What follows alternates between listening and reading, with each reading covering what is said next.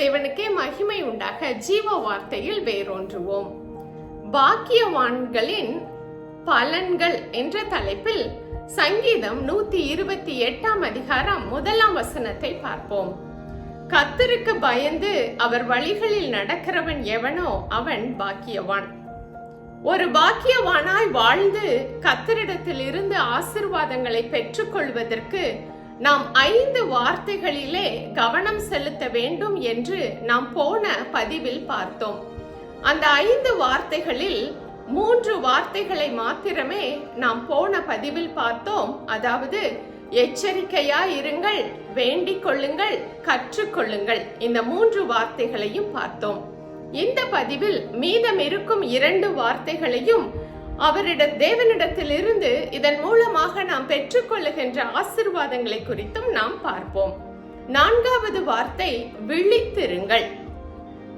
நமக்கு நன்கு தெரியும், தேவனால் முன்குறிக்கப்பட்டு தரிசனத்தை சுமந்து செல்லுகின்ற தெரிந்து கொள்ளப்பட்டவர்கள்தான் எதிராளியின் டார்கெட் என்று.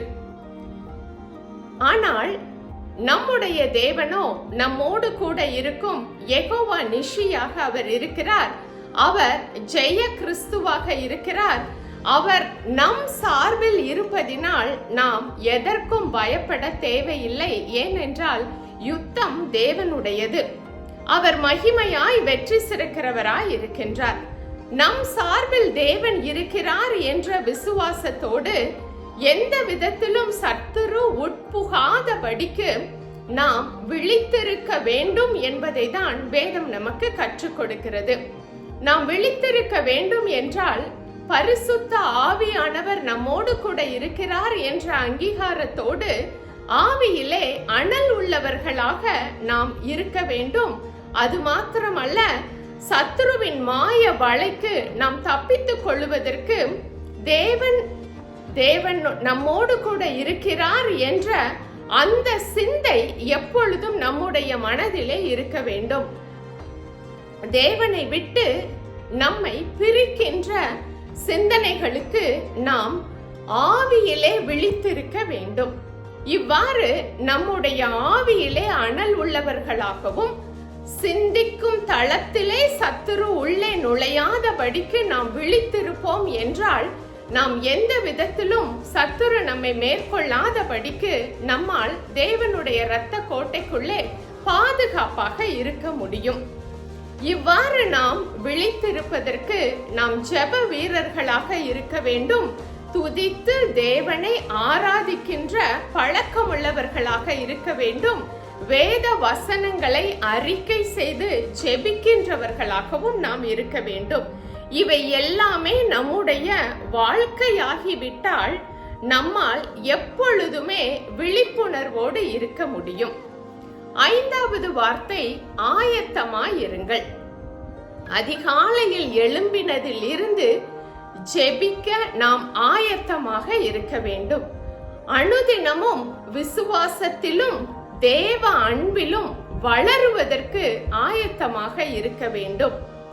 அற்புதமாக கொடுக்கப்பட்டிருக்கும் மணித்துளிகளை தேவனோடு இணைந்து வாழ்வதற்கான அர்ப்பணிப்பில் ஆயத்தப்பட வேண்டும்.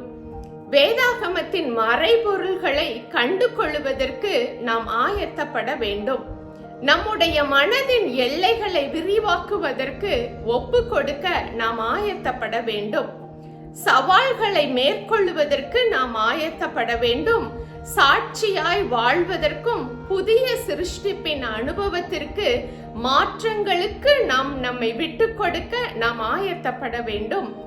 தேவனுக்காக என்ற வைராக்கியத்தை காட்டி வாழ்வதற்கு நாம் ஆயத்தப்பட வேண்டும்.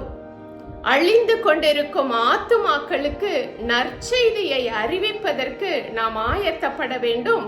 தேவனுடைய ராஜ்யத்தை ஏதாவது ஒரு ரீதியிலே கட்டி எழுப்ப வேண்டும் என்ற வைராக்கியத்திற்கு நாம் ஆயத்தப்பட வேண்டும்.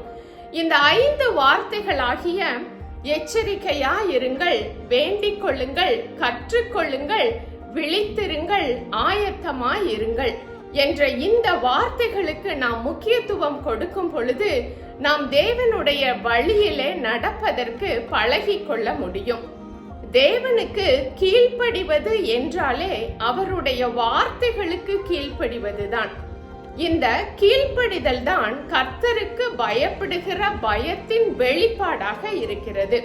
நாம் கர்த்தருக்கு பயந்து அவர் வழிகளில் நடக்கும் பொழுது நாம் எல்லா ரீதிகளிலும் பாக்கியவான்களாகவும் பாக்கியவதிகளாகவும் இருக்க முடியும். நம்முடைய வாழ்க்கை தேவனுக்கு பிரீதியா இருக்கும் பொழுது அவருடைய ஆசீர்வாதங்களை நம்மால் பெற்றுக்கொள்ள முடியும். அது மட்டுமல்ல, அவருடைய வருகைக்கு நாமும் ஆயத்தப்பட்டு நம்மோடு இருக்கும் பிறரையும் ஆயத்தப்படுத்த முடியும்.